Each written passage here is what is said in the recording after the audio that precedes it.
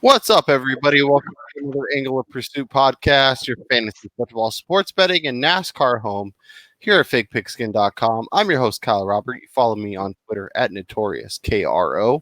With me once again, it's Brian Twining. What's up, Brian? What's going on, Kyle? I've just concluded two of my first drafts this year, and what a complete difference they both were.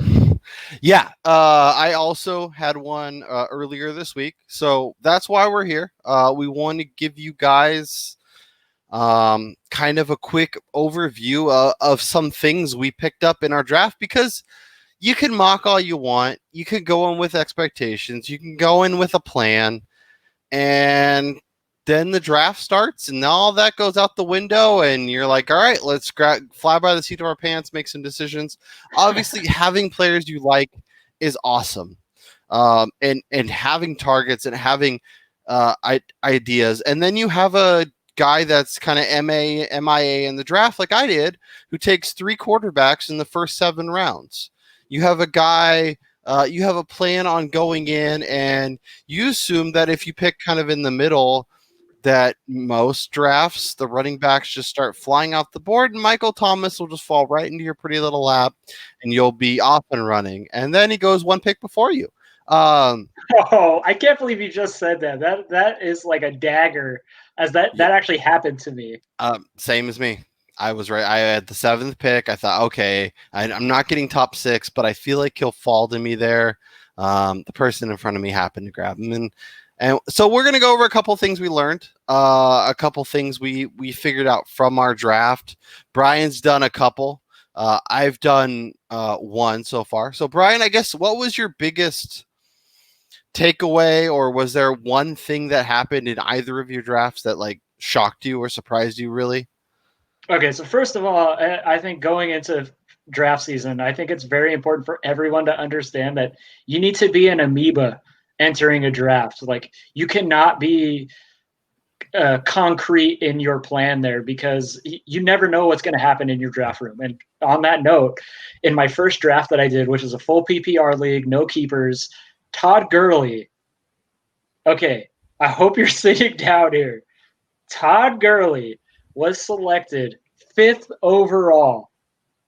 Is this like a 2017 draft that you like took a time machine in, or? I don't know what this guy was thinking, but so the first 4 picks were pretty much chalk. McCaffrey, Yeah. Zeke. I took Kamara 3rd overall, so this was a draft where I got my RB1 right away. But then Todd Gurley went 5th, prior to Saquon, prior to Michael Thomas, prior to Derrick Henry, prior to Joe Mixon. So you never know. So what was the top 4? Top 4 went McCaffrey, Zeke. I got Alvin Kamara, who I actually have as number 2 overall, Dalvin Cook, and then Todd Gurley. Wait, Saquon went 6th? Yes. What? In a full PPR league. Exactly. That's what I'm talking about. That's why you never know what's happening in these leagues. Gotta love home leagues. Home leagues are the best. They're literally the best. Yeah. Most drafts, and I'm sure your other league was like this, will have in some order, McCaffrey, Saquon, Zeke, Kamara. Like, especially the 2 through 4 will probably rotate somehow, but yeah, I mean, weird stuff happens. Like I feel a lot. So I'll go into my league a little bit. I like drafting receivers early. I like getting that value. I feel so much more comfortable. That being said, the way this draft broke, once Michael Thomas went off the board, I like Tyreek Hill. I like a lot of the other receivers, but I do like getting one running back that I can kind of lock and load, and then kind of put my other pieces around. So I went Miles Sanders at 7. Quickly after that, Josh Jacobs, Clyde Edwards-Helaire, Derrick Henry all went kind of right. Boom, boom, boom. I don't feel pressured. Like, if you want to grab 2 running backs in your first 2 rounds, like, more power to you. Just make sure you're not taking like 2 guys that you don't really like just to take a running back when there's receivers there.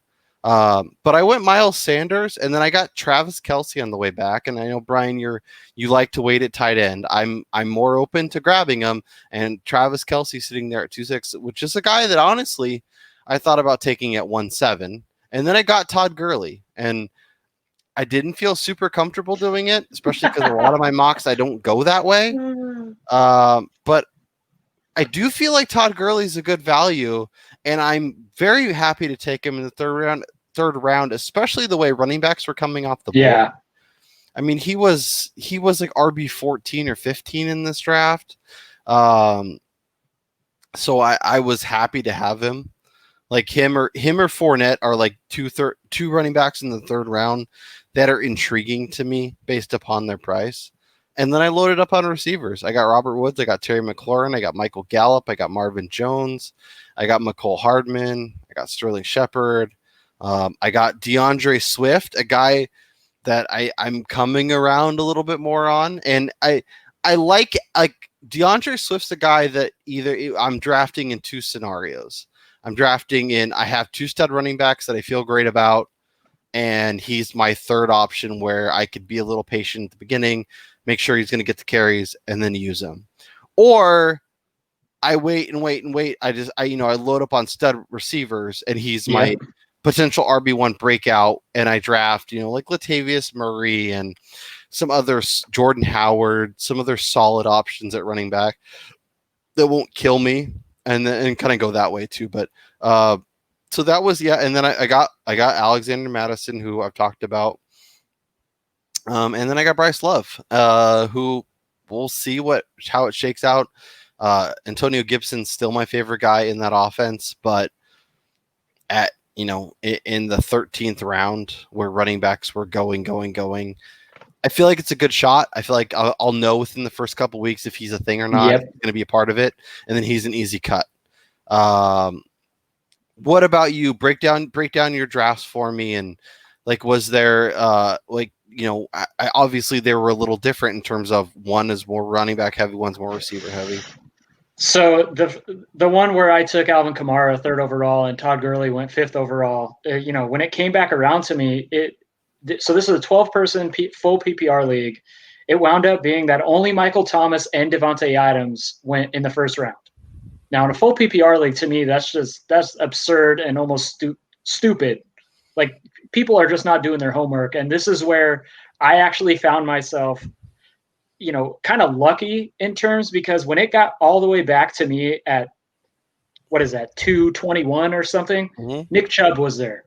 So, this is a situation where you and we talked about it all the time. I love going 0 RB or going one running back and then loading up on wide receivers. But like I said, being an amoeba, I can't pass up that kind of value. And so, I took Nick Chubb. And then on the turnaround, I got one of my favorite wide receivers this year, who I think could finish top 3 at the position, and Allen Robinson. I got him in the 3rd round. And then, from that point on, I loaded up on wide receivers. I took Allen Robinson, Calvin Ridley, Cortland Sutton, and Michael Gallup. 4 guys who could lead their teams in targets, who are going to be, top 20 options pretty much week in and week out. And then I was kind of baited into taking Darren Waller in the 7th round. And then because this league is a super heavy running back league, there was a lot of, mediocre guys who are players on teams. Like Jordan Howard was there. I like Jordan Howard, but I was looking at upside because I had 2 stud guys. So I took J.K. Dobbins. Let's go. So let's talk about that for a second, because I think this year it is interesting. And if you take a couple running backs early, there's a lot of value in that 3rd through 7th or 8th round in terms of receivers like Terry McLaurin, Hollywood Brown, AJ Brown, DJ Moore, Robert Woods, Calvin Ridley, Tyler. Let's not forget about Curtis Samuel, who in pretty much every single pre-draft rankings is after the 150th best player in pre-draft rankings. And this is a guy who's number 2 on an offense that's going to throw the ball a shit ton. Yeah, and it's funny because people like Curtis Samuel went in the 20th round of my draft, and at full PPR. And I was like, because I made my last pick. We have 3 IDP players, so I just picked my 3rd. We do 1 of each. So I made my last pick, and I'm like, how is Curtis Samuel still available? And of course he goes to the next pick, but But yeah, I think this year if you go with a couple running backs early, or that's why I'm also more willing to look at a Travis Kelce or George Kittle in the first 2 rounds, because I feel like I can get those receivers. That being said, I still think Michael Thomas, Julio Jones, Derrick Henry are so much ahead of the rest, especially in full PPR. If we're talking half or no PPR, then it's a little more interesting, and obviously running backs are more in play. But I as you mentioned, as I've mentioned, don't force anything. Like, be willing to be flexible, and obviously you have players you target and ways you want to look, but you also want to, if Nick Chubb falls to you at the end of the second round, a guy that I would be comfortable taking as my RB1 in the 1.8 to 1.12 range. Like, there's obviously discussion about, like, how much of an impact Kareem Hunt may or may not have in that offense, but I still think his upside, even if it's kind of a 60-40 split, is still RB1 numbers that I'm fine. Yes. And being the difference, if you're, instead of taking him in the first, you take him basically end of the second, early third, like that's value right there. That's gaining value. That's like, oh, I want receiver here, and that's why I never want to go into a draft saying I'm starting running back, and I don't care what happens. Yeah, I used to do that. Yeah, and that's just not that you're pigeonholing yourself and not letting the value come to you. Because granted, it's not as comfortable getting someone like Jonathan Taylor or Kareem Hunt or Cam Akers or DeAndre Swift as it is getting a Nick Chubb or an Aaron Jones or Joe Mixon even. But they have just as much upside, and they could get, and the other guys could get hurt in the first couple weeks and be out. Yeah, I mean, so I want to kind of mention that. So in my other league, which is a half PPR, only 10 players, but it is a keeper league where I think it was something like 4 of the top 10 running backs were all kept. Mm-hmm. So, so a lot of them are off the board, and I had the 6th pick in this draft, and it went pretty much the chalk of the top 4 guys of Kamara, Zeke, Christian McCaffrey, and Saquon, and then Michael Thomas got picked right ahead of me. So that left me with the decision of, am I going Aaron Jones, Clyde Edwards-Helaire, Joe Mixon, Dalvin Cook, or Dalvin Cook was kept, sorry.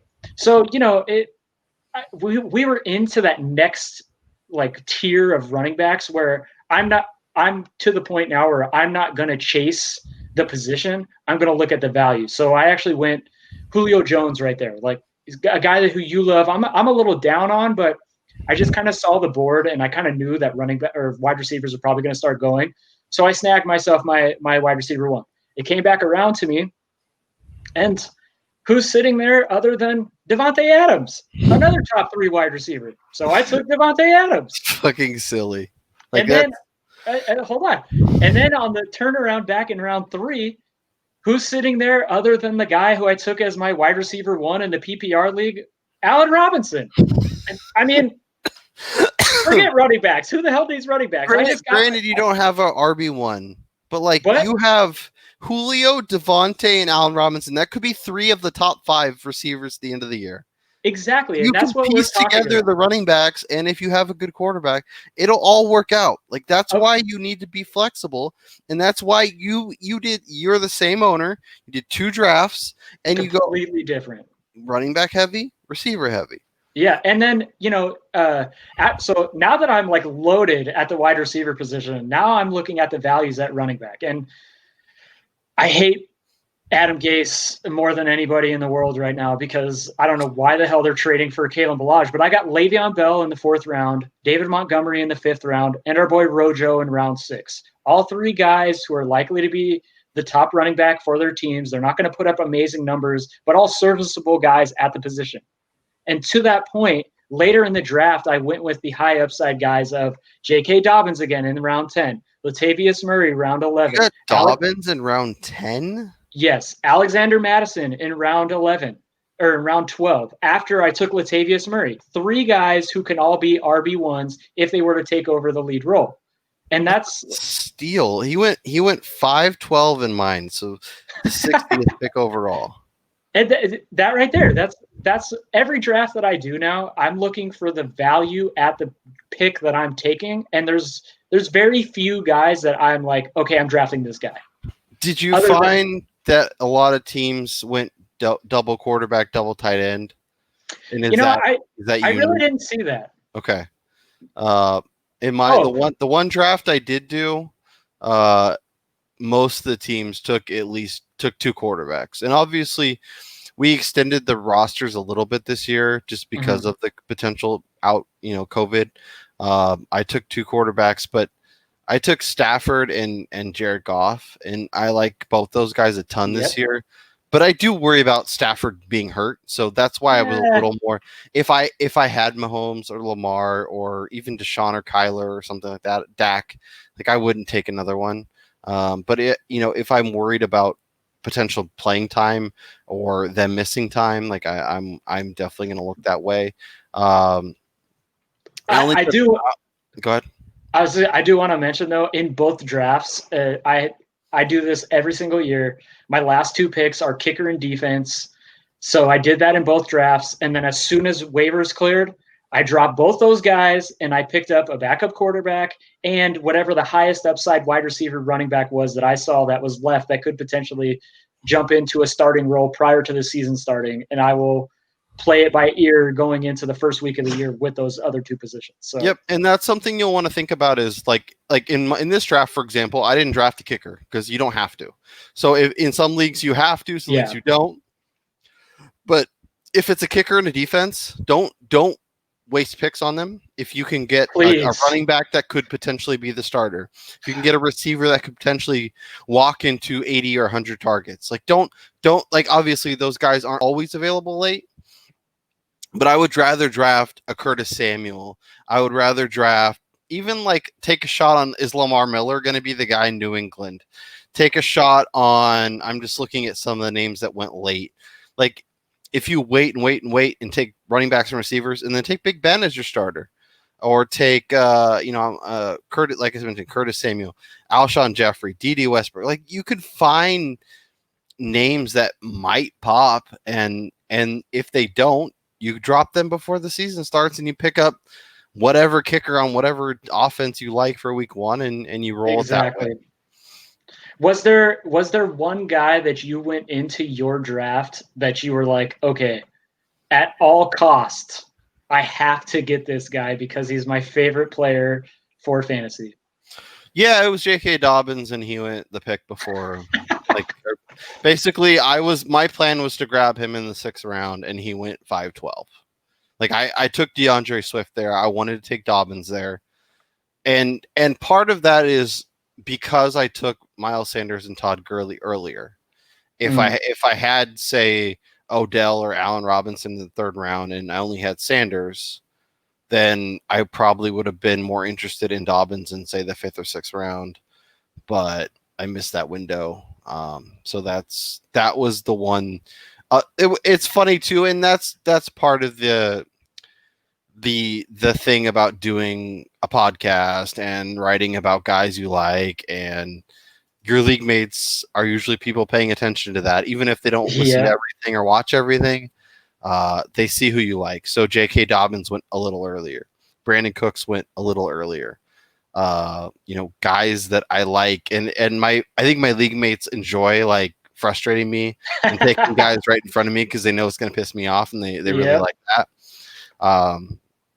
Well, sometimes I have to reach on guys like that, but that's the thing is I love these players. I think their upside is tremendous, but I'm also not going to go wildly off ADP just to make it happen. Like that doesn't help my team. It doesn't make me better.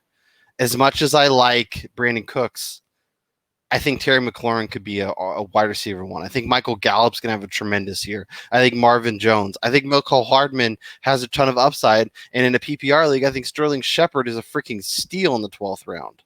Like I don't love Brashad Perriman, but in the 16th round as the potential wide receiver one in a Jets offense that I think will throw and will be weeks where he's incredibly valuable, I'm going to add him. I'm going to hold on to him. I'm going to see what happens. I wanted to mention Brashad Perriman real quick. He went undrafted in both my drafts, which I find kind of crazy to think that the guy who's taking over for Robbie Anderson, who all of us for the past 2 years we're talking up as a breakout guy who was going in probably in the 7 to 10 range, is now getting undrafted after he put up his best season yet, even though like there's no way he's a legit wide receiver one in the NFL. I mean, the guy's a career, I backup. think he's terrible at football, but I still drafted him because at the end of the day, if they're getting the volume, they're gonna put up fantasy production. And even if it's not super like what's the word I'm looking for? Like productive, like if they're not super, efficient with all their volume, but they're still putting up volume. Tag too. Yeah. Yeah. And you know what happens? They have a good week or they have 2 good weeks. And then you flip them for something that you actually like. And you go, here's this player that I don't like that is playing better for this player that I do like that is not as slow to start. You make the swap, you ride the volume, you love life. One question for you before we get out of here. Obviously, we've been doing a ton of content. If you enjoy NASCAR, we talked NASCAR betting. We did our best bets for the upcoming season. This has been a huge debate in a couple of my league chats, and I wanted to get your 2 cents on this. What is your opinion on drafting handcuffs in terms of, do you have to draft your handcuffs?